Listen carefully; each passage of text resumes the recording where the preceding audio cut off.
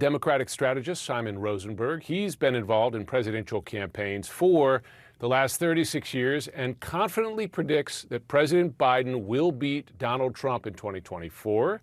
He's gone against conventional wisdom before. It was right, we should know, predicting Republicans would not get that much talked about red wave in 2022. Of course, they did not. Simon, thanks so much for joining tonight. It's great to be here, Jim. So, as you know, Vice President Harris in Arizona just hammering Republicans on that anti-abortion law there, 160-year-old anti-abortion law. Yeah. And as we just heard in that K-File report, Republicans are now scrambling to change their positions. They clearly see a vulnerability here. Is this going to be the issue Democrats win on, in your view? Listen, I think the election changed this week. I think it's been a very, very bad week for the Republican Party because it's a confirmation that MAGA, the threat that MAGA poses to fundamental rights and liberties in the United States is ongoing. It's not something that happened before. It's growing, and it's becoming even more dangerous. I mean, millions of women in Arizona and Florida in the next few weeks are going to lose fundamental rights and liberties that women have had here in the United States for over 50 years and is common throughout the modern world. And so if you were scared of MAGA in 2018 and 2020 and 2022 and 2023, when Democrats won all these elections all across the country, MAGA 2024 is an even more dangerous and scary iteration of MAGA.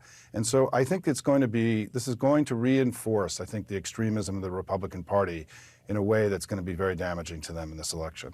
Yeah, I suppose you could look at some of those reversals from Republicans as a sign that they see that as well. You say President Biden is being underestimated right now, and you point to some new poll numbers, including this one right here. The Ipsos Reuters poll has Biden leading Trump 41 to 37%. Still within the margin of error, but you're confident things are going to swing Biden's way. Tell us why. Yeah, so my basic take on the election is that Joe Biden is a good president. The country is better off. He's got a very strong case for re-election. The Democratic Party is strong, unified, raising tons of money, winning elections all across the country. And the Republicans have Trump, who I think is the ugliest political figure that we've seen in modern times. And I think that everything that we need to do to win is within the normal bounds of what a political party has to be able to do in a campaign. I think making Trump look like a serious candidate for president again is going to be very difficult. I think he's far more degraded than he was. I think his performance on the stump is far weaker than it was in 2020. He's got all the baggage from the trials and all the crimes that he committed in recent years.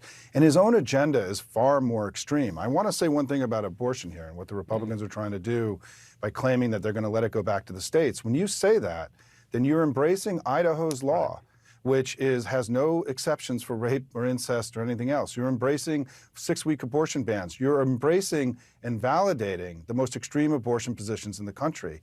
They think that's a safe haven for them. It's actually an endorsement of the most extreme abortion restrictions in the country.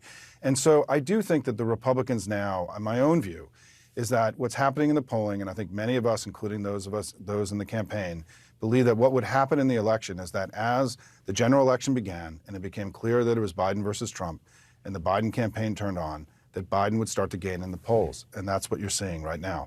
We've got a long way to go, but I would much rather be us than them 7 months out.